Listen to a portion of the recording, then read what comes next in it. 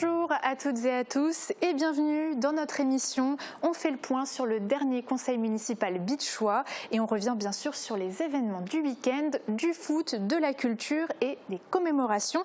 Et on démarre notre journal avec les brefs du jour.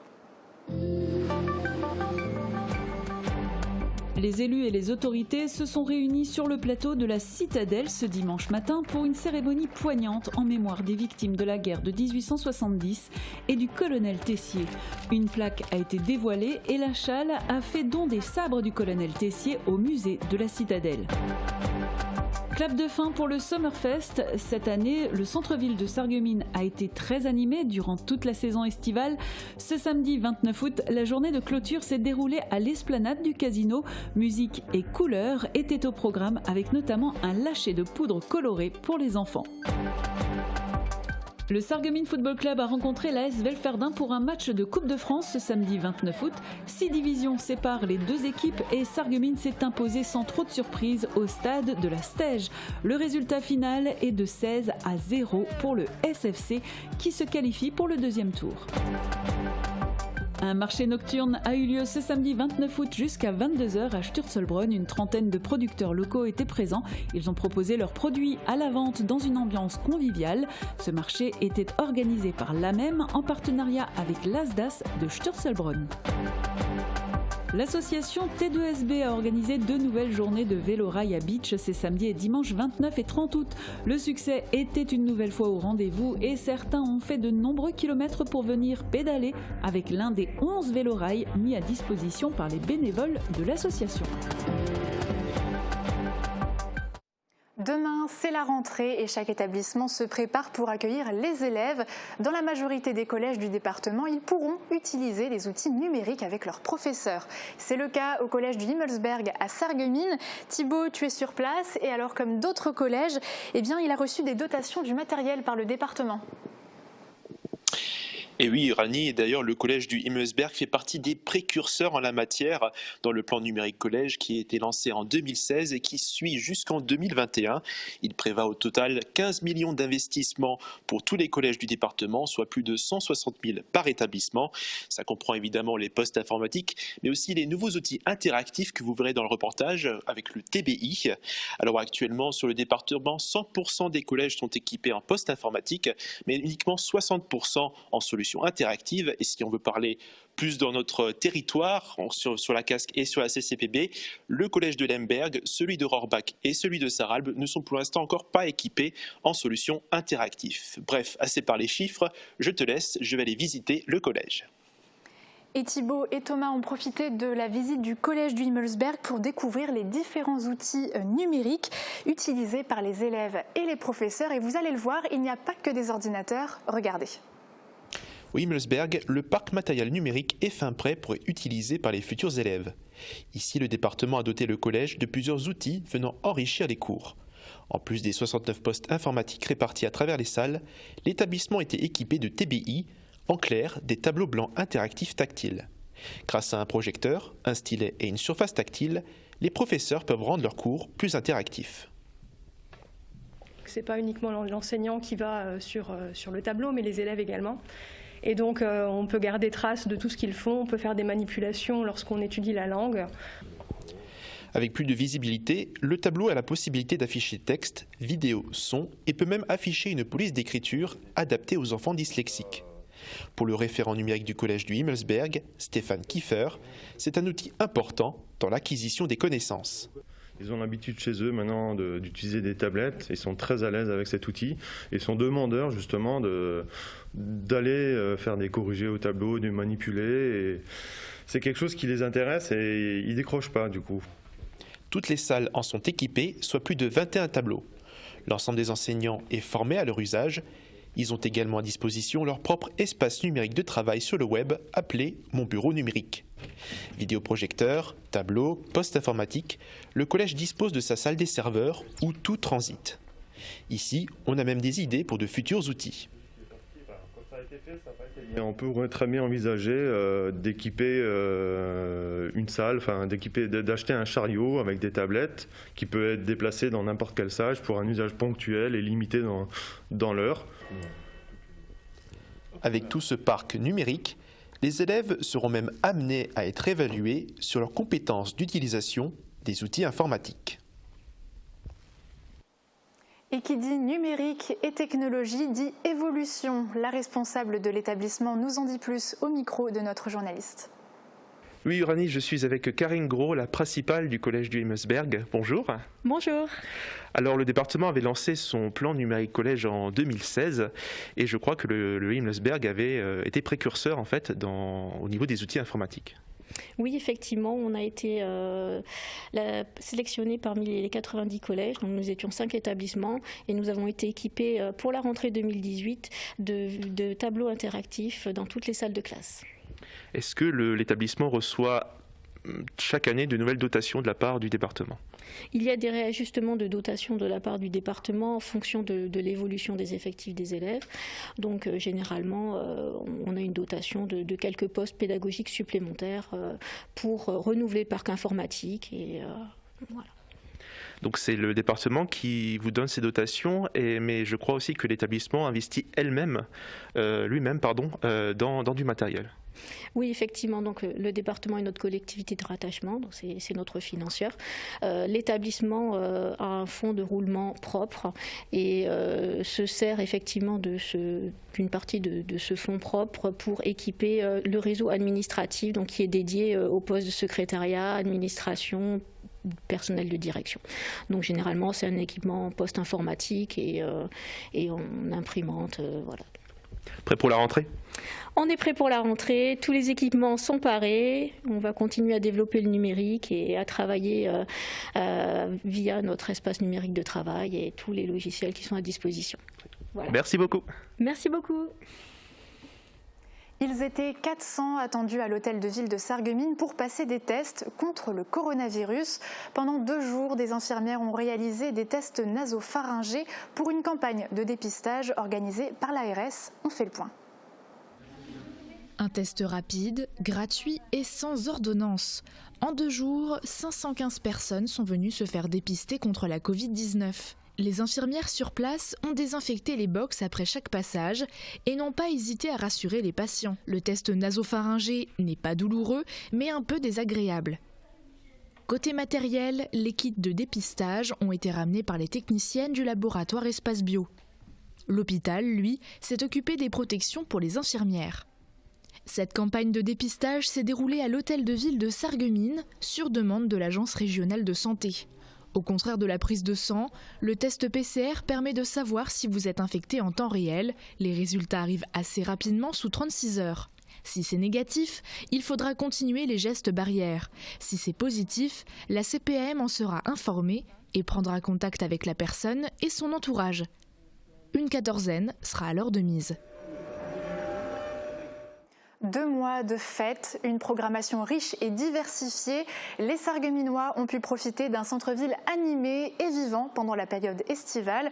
On a choisi la journée de clôture du Summerfest à l'esplanade du Casino pour faire un bilan provisoire. Pour cette dernière journée du Summerfest, la municipalité et les acteurs culturels de la ville ont misé sur la musique. Personne m'entend, ça y est, la soirée se termine et la vie reprend. Je suis nouveau perdu dans le film, il a suffi d'un seul mot et j'en avais perdu les mots. Mais aussi sur la couleur, avec la participation des Créadis qui proposaient des lâchers de poudre colorés pour les enfants. C'est parti! Une belle fin après une période estivale pleine d'animation. L'occasion de revenir sur ces 2 mois de festivités. Le sentiment général est positif. C'est vrai qu'avec la fête de la musique en moins, la Saint-Paul en moins et le 13 juillet en moins, il fallait quand même qu'on n'oublie pas toutes celles et ceux qui avaient envie de s'amuser, envie de se divertir. Et je pense que cette Sommerfest, à mon avis, est une réussite. Il faut évidemment qu'on fasse encore un bilan avec les commerçants et les principaux acteurs. Mais en tout cas, la ville était animée et c'est ce que je voulais. Pour rappel, 20 000 € ont été investis pour la programmation artistique et l'organisation. De nombreux bénévoles se sont mobilisés, les équipes techniques et culturelles de la ville et le manager de centre-ville n'ont pas chômé également. Même si certains rendez-vous dépendaient de la météo, la population était très présente, surtout au mois de juillet.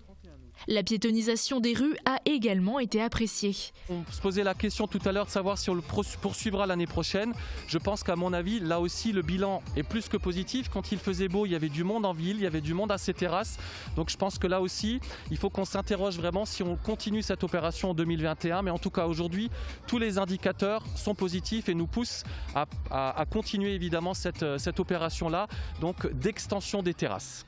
Dans les prochaines semaines, des concertations avec les commerçants et les associations permettront de faire un bilan plus détaillé et qui sait, d'espérer une deuxième édition l'année prochaine.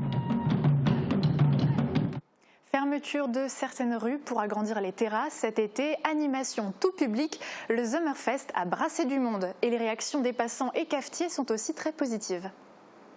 Vous avez participé aux animations du Summerfest ? Oui, juste une animation qui s'est déroulée au Moulin de la Blise et c'était Chérif et moi du couscous, donc c'était il n'y a pas très longtemps. J'ai bien aimé la grande roue. Quand j'étais au-dessus, je voyais un peu la ville. Ça, j'ai aimé ça.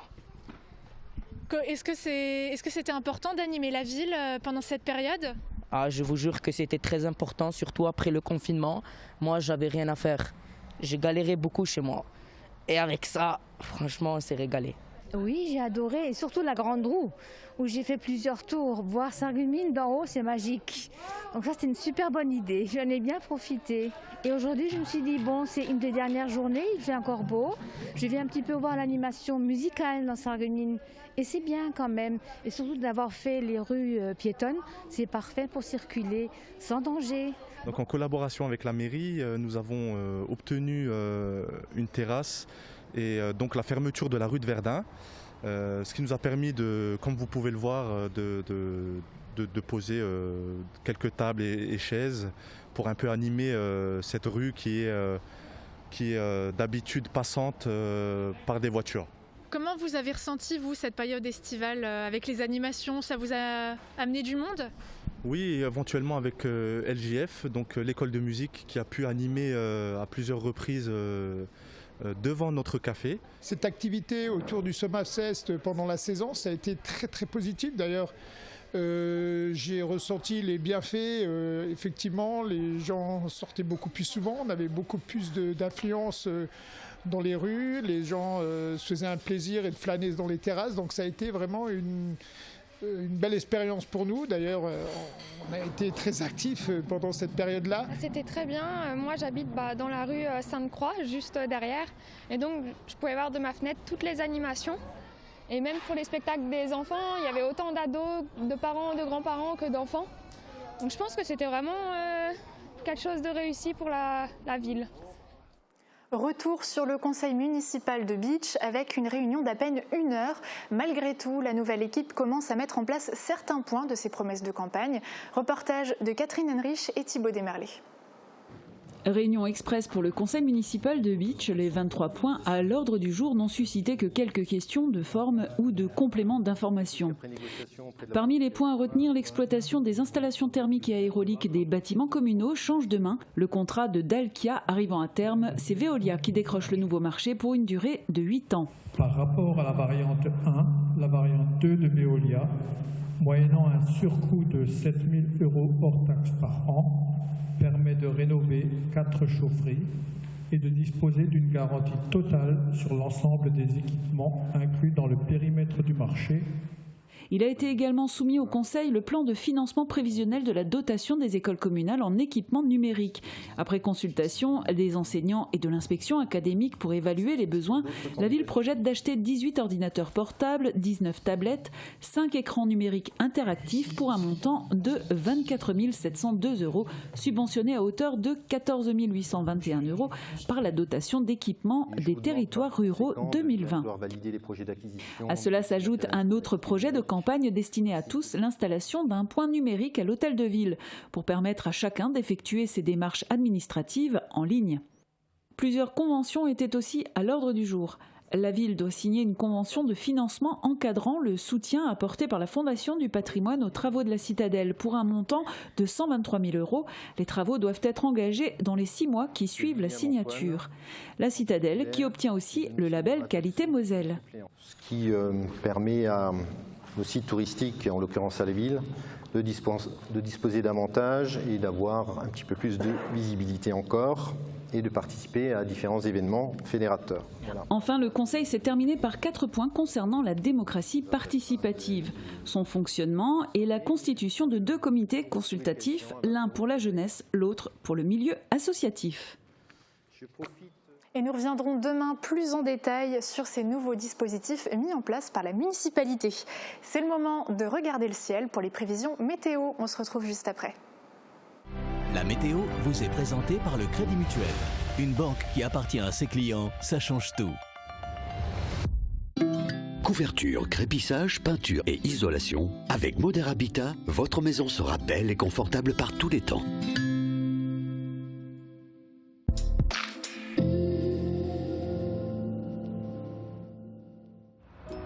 Bonjour tout le monde, ça y est, c'est la rentrée, les vacances sont terminées et on dirait presque que l'été aussi. Alors aujourd'hui je me trouve près du port de Plaisance de Sarreguemines, là où de nombreux vacanciers ont certainement pu profiter des installations du club nautique. D'ailleurs cette année, pour la première fois, une plage a même été installée et les bénévoles du club nautique de Lorraine vont continuer à œuvrer pour que les plaisanciers puissent profiter au mieux de leur passage à Sarreguemines. C'est ce qui leur a d'ailleurs valu une 18e fois le label Pavillon Bleu, qui est un gage d'une très bonne qualité environnementale. Alors bon, c'est sûr qu'aujourd'hui ça va être un petit peu plus difficile d'en profiter vu la météo, et demain ce sera encore le cas puisque les averses seront encore présentes en matinée, mais les éclaircies se développent en journée. Côté température, les minimales seront fraîches avec de 8 à 10 degrés, les maximales iront de 17 à 20 degrés. Les vestes et parapluies seront donc de mise pour demain, mais rassurez-vous, on devrait retrouver le soleil d'ici la fin de la semaine. Donc pensez à souhaiter une bonne fête aussi au Gilles, et les journées continuent de se raccourcir, on perdra encore 4 minutes de soleil.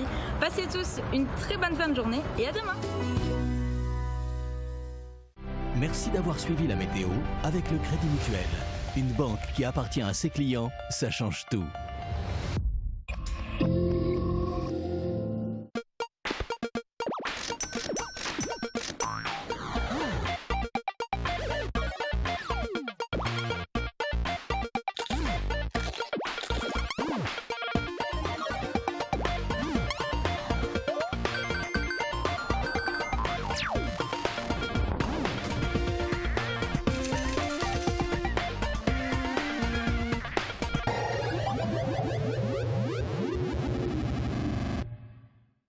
Ne cherchez plus, le roi des vins est à Stirin-Wendel. Retrouvez plus de 3500 références de vins, une large gamme d'épiceries fines et des idées cadeaux pour chaque occasion.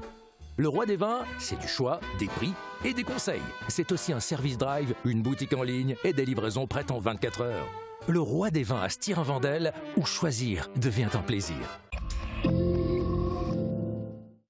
On continue avec du sport. Le SFC a rencontré l'AS Velferdin pour le premier tour de la Coupe de France. Sur le terrain, 2 équipes avec des niveaux très différents.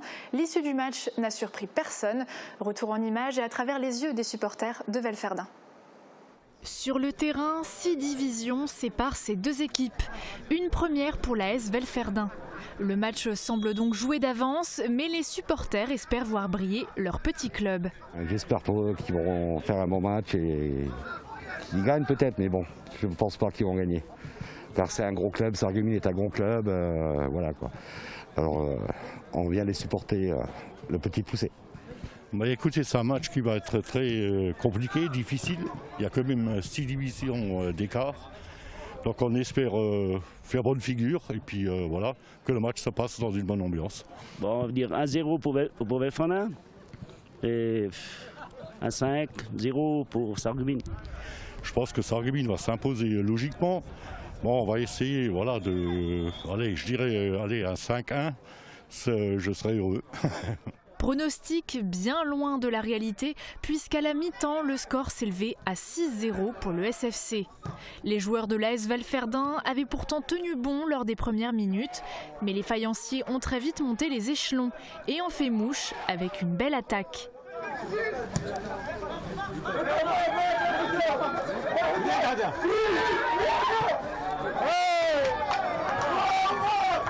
Les Bleus, quant à eux, ont navigué entre timidité et quelques essais pour remonter le terrain, mais sans succès. La seconde partie du match n'aura pas permis à Velferdin de reprendre du galon. Le score est sans appel, 16-0 pour le SFC. Un résultat qui, au fur et à mesure des minutes, devenait évident. Évident, ou j'ai envie de dire oui. On s'attendait peut-être limite à plus. Le gardien de Velferdin a fait de très beaux arrêts en début de période. Ouais. Bon, on savait que ça allait être très très compliqué pour Velferdin. En face, on a une équipe de Sarreguemines qui a fait une très bonne préparation. C'était plié d'avance. L'AS Velferdin peut se targuer d'avoir tout donné pour tenir tête au club de Régional 1. Le SFC, quant à lui, se qualifie pour le deuxième tour de la Coupe de France.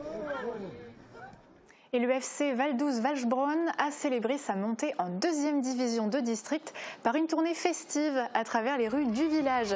Le club joue désormais au même niveau que Beach, qu'il a battu dimanche 4-3 lors du premier tour de la Coupe de France. C'est le 150aire de la guerre de 1870. Le 19 juillet 1870, la ville entre en guerre et débute une des pages les plus marquantes de son histoire, le siège de Beach. Les élus et les autorités se sont réunis pour une cérémonie poignante en mémoire des victimes et du célèbre colonel Tessier, héros de guerre. C'est un reportage de Morane Grancola. Dans un contexte de tensions internationales exacerbées, le chef de bataillon Louis-Casimir Tessier arrive à Beach pour prendre le commandement de la place. Notre ville voit en cet homme aguerri celui qui allait honorer les travaux de Vauban, de Cormontaigne et de Bizot. Depuis son arrivée le 9 juillet 1870, le nom de Tessier reste indissociable à celui de la ville de Beach. C'est le récit d'un héros de guerre, le colonel Louis-Casimir Tessier, alors commandant, qui voit la ville de Beach assiégée par les Bavarois en 1870. Il décide alors de se retrancher avec les habitants dans la citadelle, forteresse surplombant la ville, et de s'y cacher durant 230 jours avant de céder sur ordre de la République française après l'armistice. Il en sortira colonel et gardera ses armes jusqu'à sa mort en 1916. Cette commémoration lui est dédiée. Tessier, c'était avant tout des valeurs, on l'a rappelé, le devoir, l'honneur, et je pense que la population a cœur et conscience de ces valeurs. Il était important de rendre honneur à la mémoire aujourd'hui du colonel Tessier, à ce que la population a pu vivre en 1870, et je pense que cette commémoration avait tout son sens, et c'est ce sens-là qu'on a souhaité retraduire aujourd'hui. Pour cette journée de commémoration, la Chale, la Société d'histoire et d'archéologie de la Lorraine, section Pays de Beach, a décidé de céder les véritables sabres du colonel Tessier à la ville et plus précisément au musée de la Citadelle pour compléter sa collection. On a eu la joie de pouvoir les acquérir et de pouvoir les présenter aujourd'hui et de le remettre à Monsieur le maire et à la Citadelle de Beach. Les élus et les autorités ont aussi dévoilé une plaque commémorative avant de déposer des gerbes et d'observer une minute de silence en mémoire des héros de guerre et des victimes.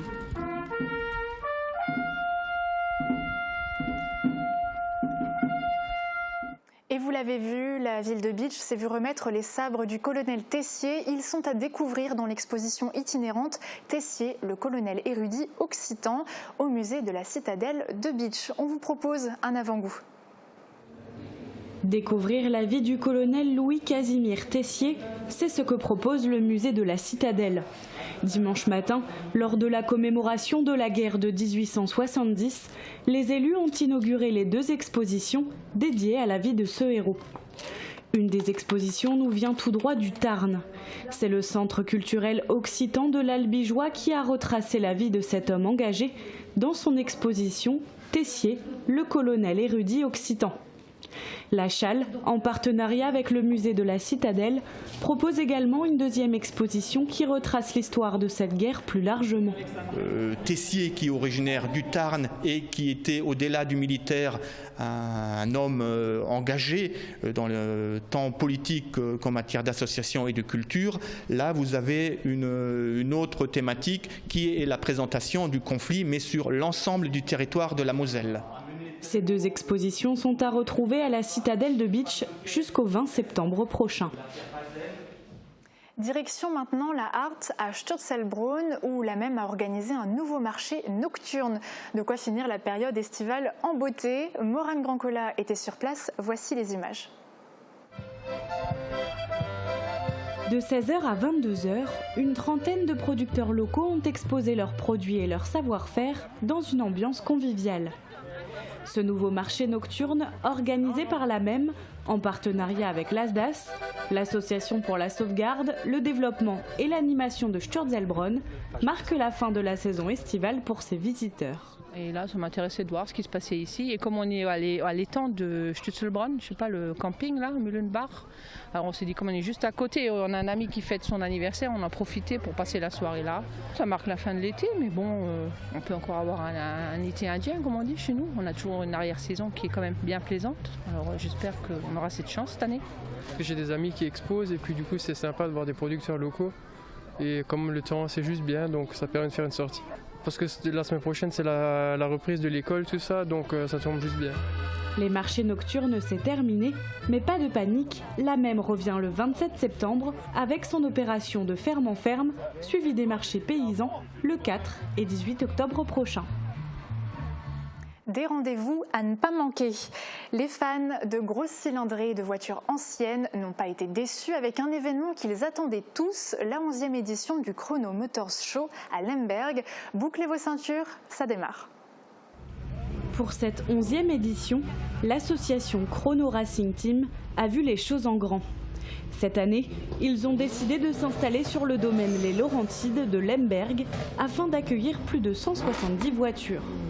Au programme, concours de sonomètre, tombola ou encore élection de la plus belle voiture, de la plus insolite ou encore de la plus rare. Les organisateurs ont mis le paquet. C'est le 11e salon qu'on fait, c'est le nouveau, donc on a appelé ça le premier motor show parce qu'on voulait vraiment rassembler tout ce qui a un moteur, le plus large possible. Bon, malheureusement, on n'a pas réussi à avoir des vélos électriques parce qu'on voulait vraiment avoir le plus large possible. Et on a réuni ce salon parce qu'en fait on est des fanatiques de tout ce qui a un moteur et en fait ça permet d'avoir un peu une grand-messe et de rencontrer les amis, les familles. Les visiteurs viennent découvrir des modèles d'exception, mais les plus grands passionnés restent les propriétaires. C'est bien, on voit d'autres voitures et puis bon, ça me permet de montrer aussi mon petit bijou quoi. Voilà. Que je possède depuis quelques temps et puis comme c'est un modèle qui est plus ou moins rare, ça fait plaisir de la sortir aussi. Quand j'avais 13-14 ans, je suis tombé amoureux de cette voiture là et puis bah voilà, et j'ai tout fait pour en posséder une et maintenant que je l'ai, bah, je la garde quoi. Voilà, ça sera pour le petit après, par la suite. Amen. Ouais. Le Chrono Motor Show reviendra l'année prochaine. En attendant, conduisez prudemment et respectez le code de la route.